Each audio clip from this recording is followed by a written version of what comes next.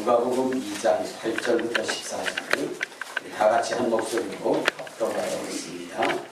시작. 그 지역의 목자들이 밤에 밖에서 자기 양떼를 지키더니 주의 사자가 곁에서 서고 주의 영광이 그들을 두루 비치심에 크게 무서워하는지라. 천사가 이르되 무서워하지 말라. 너라 내가 온 백성에게 미칠 큰 기쁨의 좋은 소식을 너희에게 전하라. 오늘 다윗의 동네에 너희를 위하여 구주가 나셨으니 곧 그리스도 구주십니다.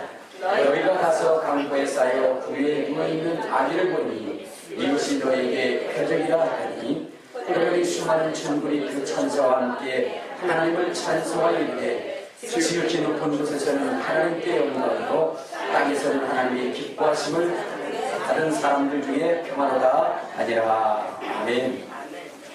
네, 할렐루야.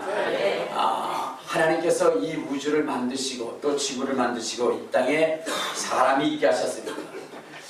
이 지구가 만들어진 연후에 사람이 살면서 지금까지 오면서 가장 놀라운 일, 가장 엄청난 그러한 기적적인 사건이 있다고 한다면 그것은 바로 예수 그리스도가 2000년 전에 이 땅에 오셨다는 것입니다. 물론 이 세상에 많은 역사들이 있죠. 세계 1차전이나 2차 대전, 그 외에 천지를 뒤흔들 만한 그러한 지진들, 여러 가지 사건들이 있을 수 있습니다만은, 그러나 그것보다도 예수 그리스도의 오심은 이 세상 가운데, 이 지구 가운데 전에도 없고 후에도 없을 가장 놀라운 일이고 충격적인 일이 아닐 수가 없다는 것입니다. 왜 예수 그리스도께서 이 땅에 오신 것이 그처럼 크고 대단한 일이냐, 엄청난 일이냐 하면은 바로 그것은 다른 것이 아니라 예수 그리스도께서 이 땅에 오셔서 하신 일이 그 첫째요. 또 예수 그리스도께서 가지신 그 신분이 둘째요. 또한 예수 그리스도로 말미암아 오늘 인류가 받게 되는 축복, 이것이 셋째이기 때문에 그렇습니다. 그러니까 여러분, 우리가 정말로 이 예수 그리스도가 이 땅에 오신 가장 그 충격적인 역사, 그 역사가 뭐냐? 다른 거 아니에요. 예수님이 이 땅에 오셔서 하신 일이라는 것입니다. 그러면 예수님께서 이 땅에 오셔서 어떤 일을 하셨을까? 그것은 다른 것이 아니라 바로 십자가를 지는 일이었다는 겁니다.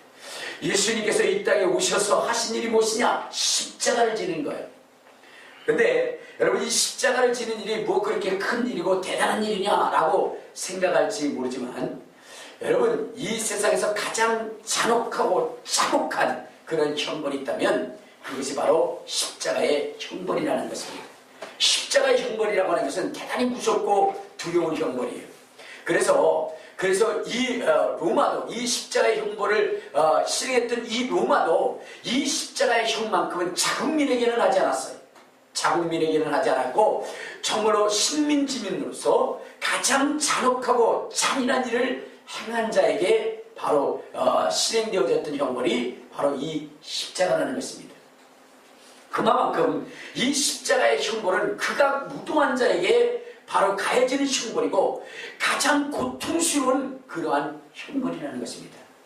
이 십자가가 왜 그렇게 무섭고 두렵고 떨리는 그러한 형벌이냐면, 첫째는 여러분, 이 십자가를 지기에 앞서서 행해지는 것이 있는데 그것이 무엇이냐? 바로 십자가를 지기 전에는 먼저 그 인생을 가장 비참하고 처참하게 만드는 그러한 굴욕적인 행동이라는 것입니다. 십자가를 져야 할 사람은 먼저 모든 사람들 앞에서 자기의 죄를 고백할 뿐만 아니라 많은 사람들이 그를 비난하고 힐난합니다. 예수님께서도 십자가를 지시기 전에 바로 그 둘러선 무리로 말미암아 뺨을 얻어맞기도 하고 침뱉음을 당하기도 했습니다. 그리고 수많은 사람들의 비난이 쏟아지기도 했습니다.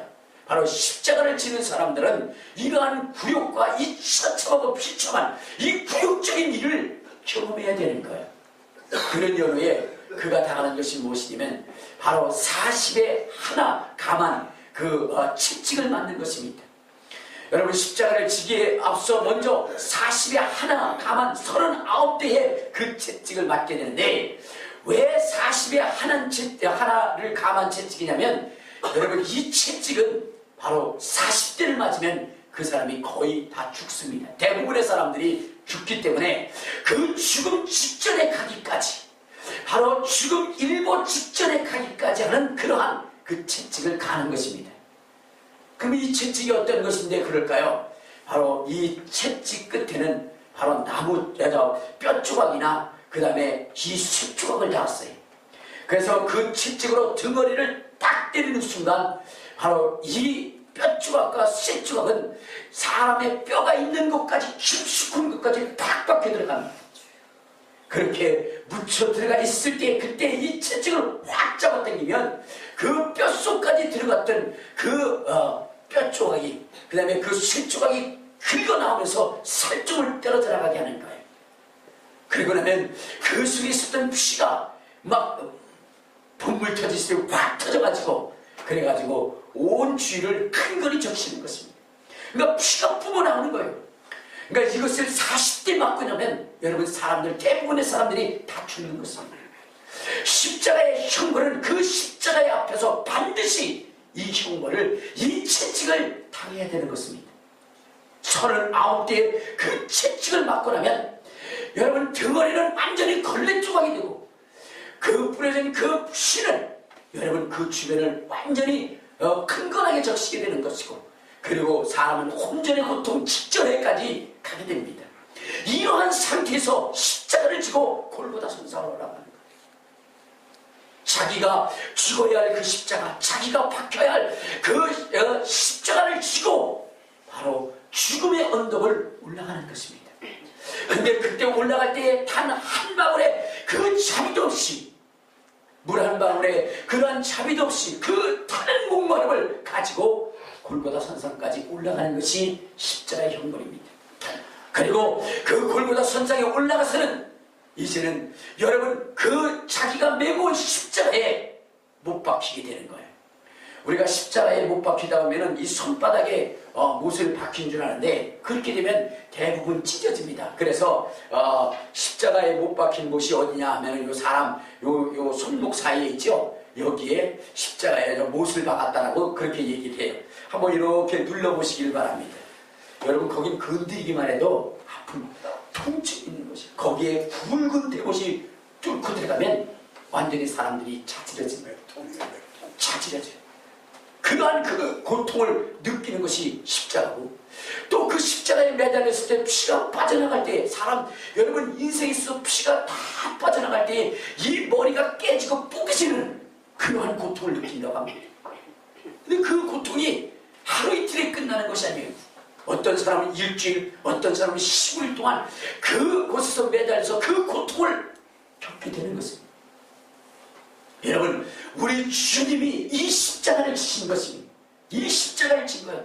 그리고 그분은 무엇이면 하나 더하여 그의 옆구리에 창이 날카로운 창끝이 들어와서 그의 심장에 남아있던 모든 물과 피를 다 쏟아버리게 만든 것입니다. 그것이 바로 십자가의 형벌이에요. 예수님이 지신 십자가라는 것입니다. 예수님이 지신 십자가예요. 근데 주님은 이 일을 통해서 무엇을 하는 것이냐? 그것은 다른 것이 아니라 바로 우리의 인류, 지옥 갈 수밖에 없는 우리 인류, 저주받을 수밖에 없는 인류, 정말로 고통당하다 영원히 멸망받을 수밖에 없는 우리 인류를 구원하신 것입니다. 예수님이 하신 일이 바로 이런 것입니다. 십자가를 통하여 정말로 영원히 지옥 가서 정말로 물 한 방울의 자비도 얻을 수 없는 그러한 그 저주에서 우리를 벗어나게 하신 일이 바로 예수 그리스도께서 우리를 위하여 하신 일입니다. 그러므로 여러분 이 일은 세상의 그 어떠한 것보다도 기쁜 소식이고 여러분 이 일은 엄청나고 놀라운 그러한 사실이 아닐 수가 없는 것입니다. 우리 인류 속에 가장 잊을 수 없는 가장 영광스러운 일, 가장 축복된 일이 바로 우리 주님이 하신 이 십자가의 사건인 것입니다. 그렇기 때문에 여러분 이 인류 역사 속에 이것보다 더 놀라운 일, 이것보다 더 축복된 일이 없는 거예요. 또한 여러분 예수님께서 이 땅에 오셔서 정말로 하신 이 십자가의 이 고통, 그 다음에 이 침은 여러분 평범한 사람이 진 것이 아니라 여러분 그분이 어떤 분이냐, 그 십자가를 지신 분은 어떤 분이냐, 그분은 바로 하나님이셨다는 거죠. 여러분 성경에 보면 예수님에 대하여 표현할 때 태초에 말씀이 계시니라 이 말씀이 하나님과 함께 하셨으니 이 말씀은 곧 하나님이시라 라고 말씀하신 것처럼 오늘 이 무거운 십자가, 이 고통의 십자가, 이 저주의 십자가를 지신 것은 누구냐? 바로 하나님이셨다. 하나님이신 그분이 말씀이 육신이 되어 이 땅에 오셔서 말씀이 육신이 되어 이 땅에 오셔서 그 무거운 그 저주의 십자가를 지신 것입니다. 근데 주님이 이것을 지시기 위해서 그분이 가지신 그 신분에서 얼마나 낮아지셨는가. 여러분 본래 하나님은 어떤 분이시라고 성경을 기록하고 있느냐. 우리 한번 성경을 봅시다. 히브리서 1장 3절에 보면 그분에 대하여 이렇게 표현하고 있습니다. 히브리서 1장 3절. 자, 우리 352페이지 신약성경 352페이지 1장 3절을 봅시다. 자, 시작. 이는 하나님의 영광의 광채시요 그 본체의 형상이시라. 그러니까 예수님은 하나님의 영광의 광채시고 그 본체의 형상이시라. 그러므로 그분은 어떤 분이셨느냐. 우리 한번 자 요한계시록 1장 12절부터 우리 16절에 보면 그분의 모습을 표현했는데 요한계시록 1장 12절부터 16절 다시 시작. 몸을 돌이켜 나에게 말하는 음성을 알아버리고 돌이킬 때에 7 금초대를 보았는데 촛대 사이에 인자 같은 이가 발에 끌리는 옷을 입고 가슴에 금띠를 띠고 그의 머리와 털의 희가 흰 양털 같고 눈 같으며 그의 눈은 불꽃 같고 그의 발은 풀무불에 단련한 빛난 주석 같고 그의 음성은 맑은 물수로 가다투며 그의 오른손에 7별이 있고 그의 입에서 좌우에 난센 검이 나오고 그 얼굴은 해가 힘있게 비치는 것 같더라. 그러니까 여러분 이 주님의 모습을 표현하는데 여러분 얼마나 많은 수식어가 그를 표현하고 있는지, 그리고 정말로 그분의 그 모습을 이대로 우리가 상상한다고 본다면 얼마나 화려하고 얼마나 위엄있고 얼마나 대단한 모습인지 여러분 정말로 상식을 초월할 만큼의 그 위대하신 그분이 오늘 우리를 구원하시기 위해서 자기 자신을 낮추셨는데 어느 때까지 낮추셨느냐. 우리 한번 빌립보서를 보도록 하겠습니다. 빌립보서 2장 6절부터 보면 이런 말씀이 있어요. 신약성경 319페이지 빌립보서 2장 6절부터 한번 봅시다. 자, 시작. 그는 근본 하나님의 본체시나 하나님과 동등됨을 취할 것으로 여기지 아니하시고 오히려 자기를 비워 종의 형체를 가지사 사람들과 같이 되셨고 사람의 모양으로 나타나서 자기를 낮추시고 죽기까지 복종하셨으니 곧 십자가에 죽으심이라. 그러니까 우리 주님이 우리를 구원하시기 위해서 십자가를 지할 때 그분은 자기의 신분을 얼마만큼 낮췄느냐. 그는 근본 하나님의 동체였다. 하나님의 본체이셨고 하나님과 동등한 분이라고 했어요. 그런데 먼저 그분이 우리를 위한 십자가를 지기 위해서 무엇이 되냐? 종이 되셨다는 겁니다. 종이 되셨다는 겁니다. 종의 형체를 가질 뿐만 아니라 사람처럼 됐다고 있어요. 사람처럼 되신 것이 아니라 사람보다 더 낮아지셔서 주인의 모습으로 이 땅에 오셨다는 것입니다. 그러니까 하나님의 동등한 신분에서 종의 형체에서 사람의 모습으로, 사람에서 더 뭐냐면은 낮아진 주인의 모습으로 오셔야만, 그렇게 낮춰야만 바로 치유할 수 있는 것이 십자가라는 것입니다. 그러니까 그분이 자기 자신을 얼마나 낮추셨는가, 그것을 우리가 알 수 있게 된다는 거예요. 여러분, 그런데 우리가요 생각해 볼 때 그래요. 아니 뭐 그 정도 낮아진 것 가지고라고 생각할지 모르지만 우리 인간은요 조금만 차이 속에서도 뭐래요? 그것을 엄청나게 크게 느끼면서 그렇게 사람을 구분할 때가 너무나 많이 있어요. 가끔가다 다 그래요. 우리가 커피를 마실 때도 뭐라 그래요? 밀크 커피를 마실 수도 있는 거고 원두 커피를 마실 수도 있는 거 아니겠어요? 그렇죠? 아메리카노를 마실 수도 있는 거 아니겠어요? 그런데 그럽니다. 여러분, 이 원두커피나 이런 것들 마시는 분이 그래요. 밀크커피 마시는 분들한테 뭐래요? 수준이 안 맞아가지고 못 놀게 돼. 수준이 안 맞아서. 저는 가가지고 뭐냐면 모임에서 뭘 마시래요? 아, 난 저기 뭐야 밀크커피. 아, 수준이 안 맞아서. 아니, 난 그게 달달한 게 좋구만. 뭐 그렇게 쓴 거를 그렇게 마시려고 그러는지. 아, 그런데 거기에 얘기할 때 뭐냐면 수준이 안 맞는다는 거예요. 수준이 안 맞는다. 사람은 조그만 차이 속에서도 뭐요? 큰 차이를 느끼면서 함께하려 하잖아요. 제가요, 예전에 청년을 드리고 그 정신지체, 신체 정신지체와 그 다음에 뭐냐 신체지체 아이들이 있는 곳에 청년을 드리고 간 적이 있었습니다. 근데요, 갈 때는 우리가 그들을 사랑해야 된다고 그들과 함께 해줘야 된다고 얘기를 했는데요, 여러분 거기 가서 애들이 밥을 못 먹는 거예요. 똑같은 사람인데 몸 하나 잘못 쓰고 제대로 자유롭게 쓰지 못하고 그 다음에 언어가 좀 어눌하다고 해서요, 밥을 같이 못 먹더라고요. 똑같은 사람이에요. 알겠습니까? 그것이 우리 인생이에요. 제 어린 시절은요, 이 서울에 친척 있는 것이 가장 뭐냐면 저의 로망이었어요. 서울에 친척. 그래가지고 우리 시골에 이웃집에 무슨 서울에 있는 친척이 왔다 그러면요 거기 와 불러갑니다. 서울 사람 보려고. 근데 그 중에 우리 또래의 아이들을 보면요 친구가 되고 싶은 거예요. 그래서 애들한테 자랑하고 싶은 거예요.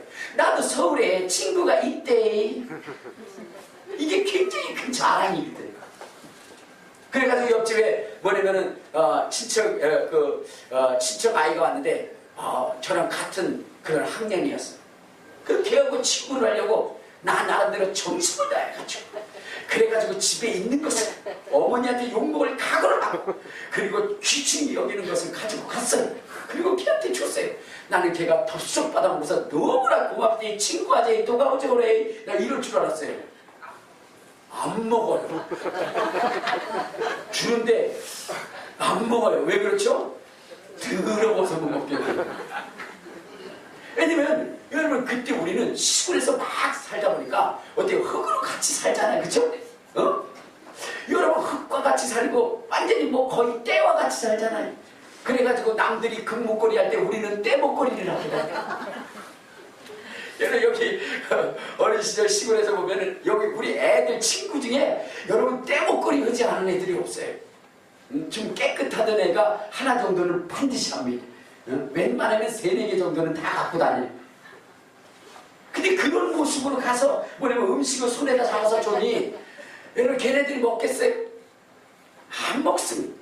그리고 우리는 항상 뭐냐면 이게 손에 이렇게 흙을 짓다 보니까 거의 매니큐어를 하지 않아도 거의 경계선 있잖아요. 손톱과 살의 경계선. 그런 새까만 그런 것이 늘 있잖아요. 그죠? 네. 얼마나 이쁜지. 그러니까 여러분 그것만 해도 뭐냐면 안 먹습니다. 그것이 인간이 생각하고 있는 모습이에요. 그런데 우리 주님은 어떻게 해요? 신분을 초월한 겁니다. 하나님에서 종에서 사람의 형체로 사람에서 죄인의 모습을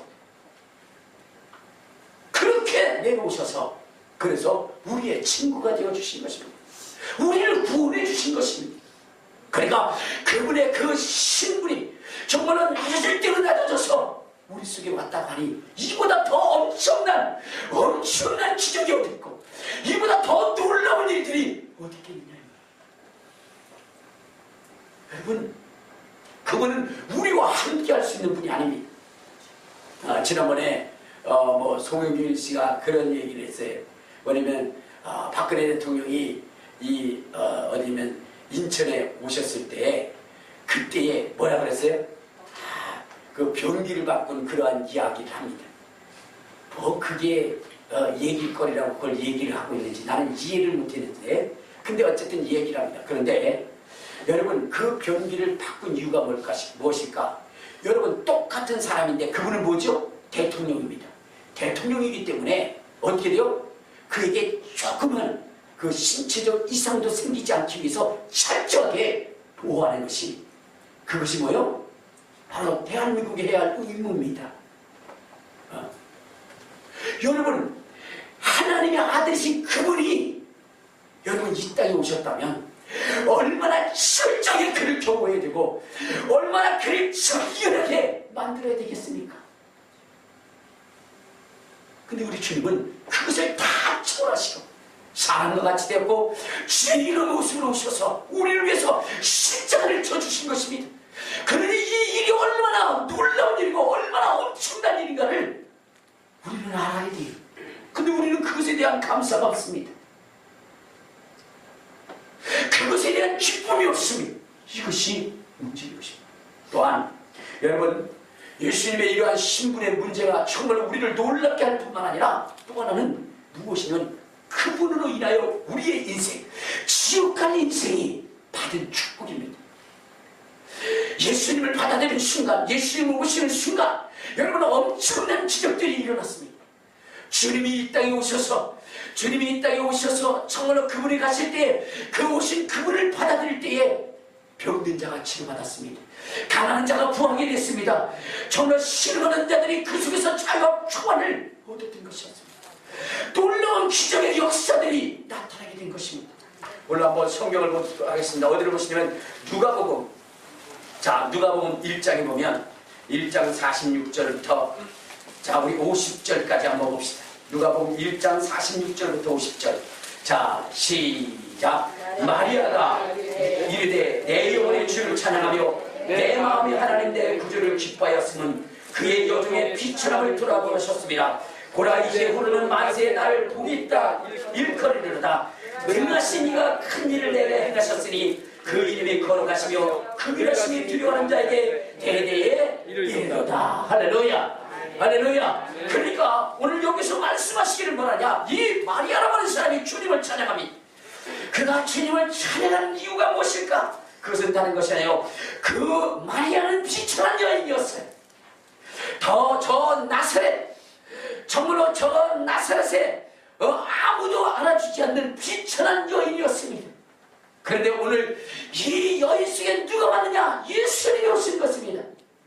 그 예수님이 오시고 나니까 그 예수님이 그에게 큰 일을 행하셨어요. 49절에 보면 능하신 이가 큰 일을 내게 행하셨다. 여러분 엄청난 일을 행하신 것입니다. 그러므로 그의 인생이 바뀌었습니다. 비천한 여인이었고 돌봐주는 사람도 없었는데 이제 흐르는 만세의 날을 보겠는 여인이라, 정말 세세토록 나를 보겠는 여인이라 이렇게 일컬음을 받게 만드셨다는 것입니다. 누구로 말미암아? 예수 그리스도로 말미암아.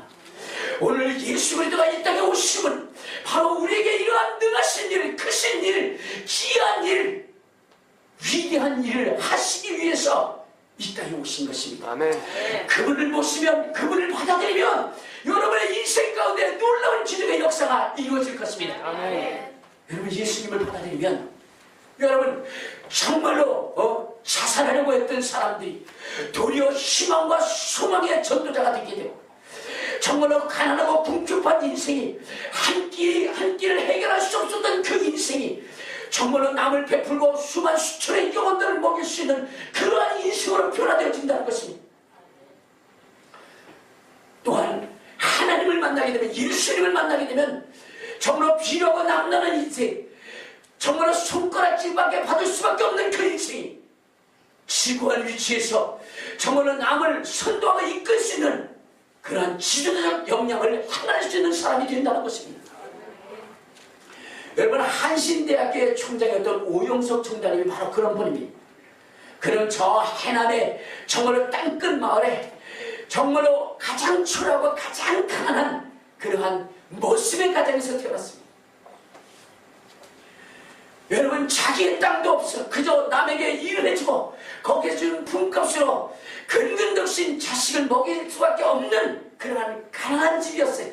그 속에 태어나신 분이 바로 오영석 총장님이셨습니다.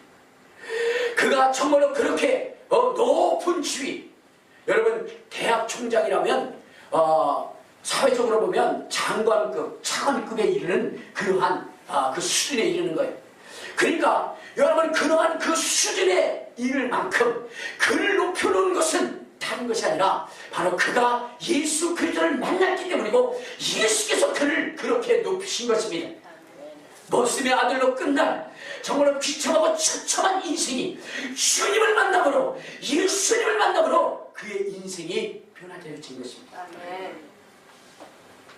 여러분 브라이언 박 목사님, 제가 어제도 말씀드렸지만 박 브라이언 목사님은 여러분 그분은 자기의 인생을 포기한 인생, 정말로 돈이 있어 술도 하고 담배도 하고 그 다음에 여인도 즐기고 그리고 나중에는 어떻게 했냐 마약도 하고 그러면서 살아갔어요.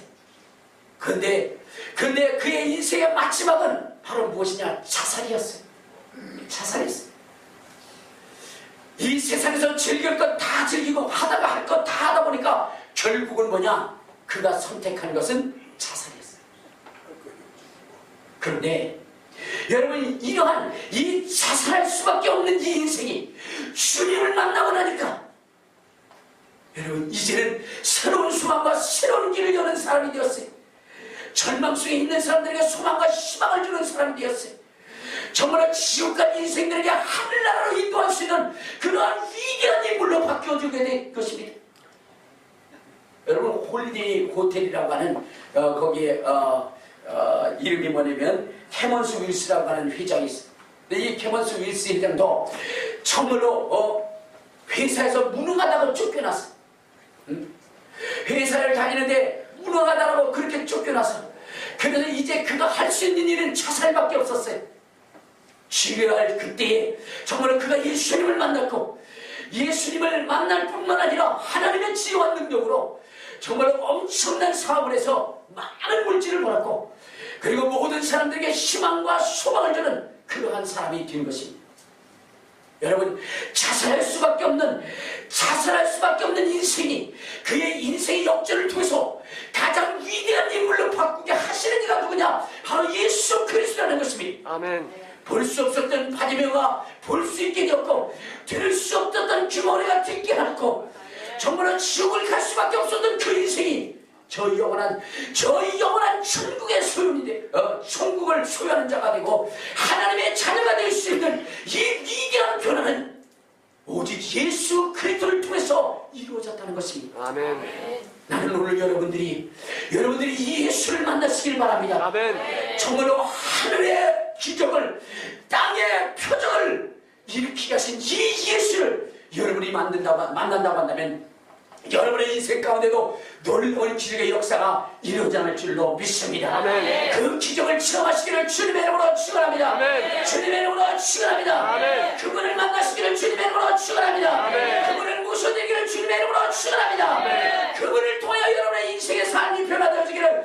주님의 이름으로 축원합니다. 아멘. 주님의 이름으로 축원합니다. 아멘.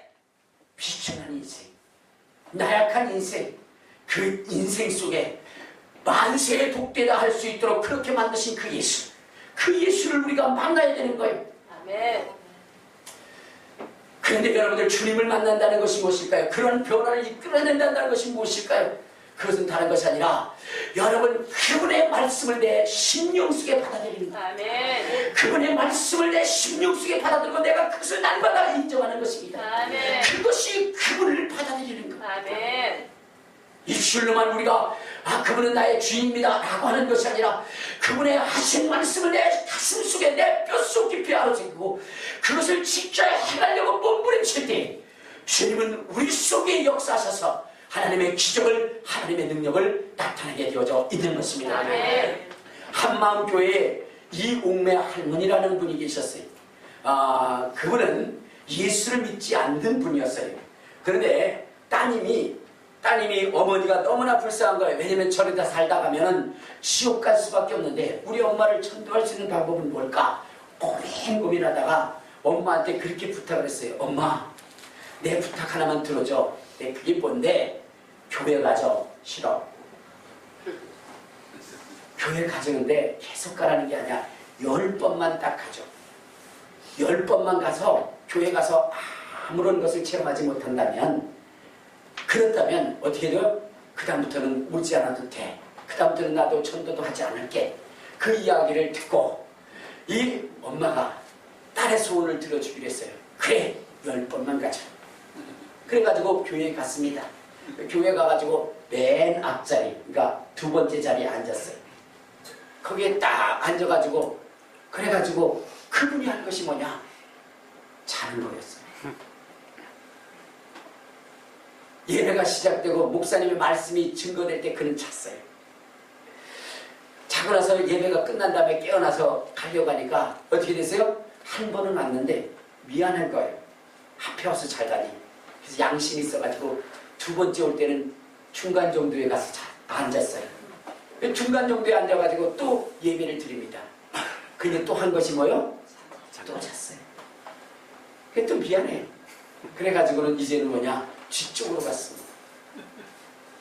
그래가지고 7번 정도 교회 와서 잤어요.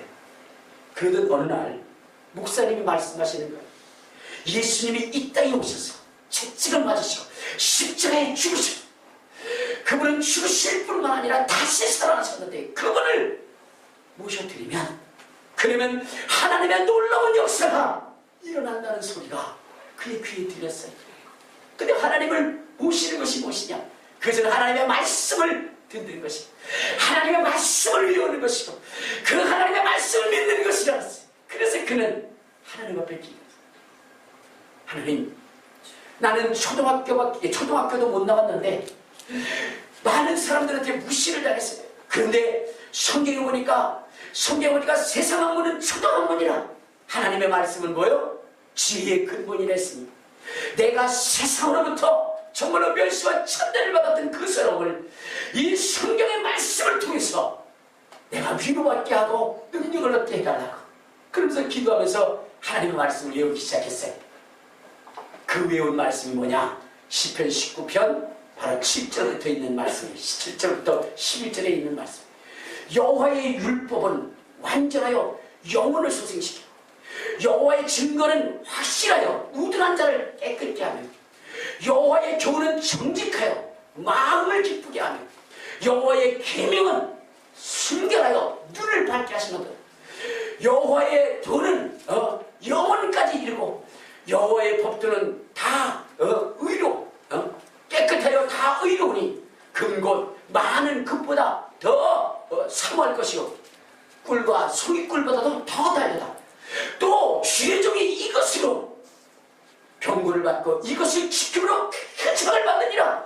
할렐루야. 아멘. 이 말씀을 외우기 시작했어요. 그리고 이 말씀을 인정하기 시작했어요. 근데 연세가 드셨으니 이게 외워집니까? 안 외워지는 거예요. 3년을 읽어도 안 외워지는 거예요. 그래서 하나님 앞에 얘기했어요. 하나님, 이 무식한 여인 정말로 하나님의 말씀에 능력을 가지고 예수를 받아들인 심령으로 이 말씀을 읽고 외우는데 이렇게 안 외워집니다. 주여 지혜를 주옵소서. 그리고 했어요. 그랬더니 나중에 외워지기 시작을 하는 거예요. 그러면서 외우기 시작하는데 이 말씀을 막 외우고 보니까 이 말씀이 자기 심령 속에 들어온 거예요. 그런데 어느 날 이분이 병원에 갔더니 병원 의사가 그러는 거예요. 아유 할머니는 이러한 연세에도 관절염이 전혀 없네. 내가 관절염 때문에 얼마나 고생을 해야 되는데 그런데 관절염이 전혀 없다뇨. 그러고 보니까 자기가 어느 순간부터 약을 먹지 않아. 또 자기는 왼쪽 귀가 들리지 않았다는 거예요. 그래서 하나님 내 귀를 고쳐달라고 그렇게 얘기했는데 어느 날 자기가 왼쪽 귀에 전화기를 대고 통화를 하고 있더라고요. 자기는 전도할 수 없었는데 어느 순간에 하나님의 말씀을 읽었더니 주변의 사람들이 와서 자기를 교회에 데려가 달라고 이러는 거예요. 여러분, 하나님의 말씀 예수를 받아들이고 나니까 그의 인생 가운데 귀한 역사가 이루어지기 시작했어요. 병든 인생들이 그를 만나 치료를 받고 저번에 교회에 올 수 없었던 인생들이 그를 만나 주님을 만나 정말로 슬픔과 괴로움 속에 살았던 그 인생의 기쁨과 즐거움과 감사를 하나님을 찬양하게 되는 이 놀라운 변화가 그 인생 가운데 나타났던 것입니다. 예수를 만납니다. 여러분, 오늘 우리 모두는 정말로 예수를 만남으로 이러한 축복의 주인공이 되시기를 주님의 이름으로 축원합니다. 귀천한 여인을 가장 위대한 여인으로, 만세의 복 있는 여인으로 그렇게 만든 것처럼 오늘 이 땅에 오신 예수 우리들 여러분의 가슴으로, 여러분의 영혼으로 받아들여서 이 놀라운 기적을 체험하시길 바랍니다. 여러분뿐만 아니라 여러분 자손 만대에 이르는 그 복을 상속할 수 있는 저와 여러분 되시기를 주님의 이름으로 축원합니다. 주님의 이름으로 축원합니다. 이 귀한 마음으로 통성을 할 때 하나님, 주님의 이 오심이 하늘에도 기적이요 땅에도 기적인 것처럼 내 인생 가운데도 기적의 역사가 이루어지게 해달라고 주의 마음으로 통성으로 기도하시겠습니다. 주여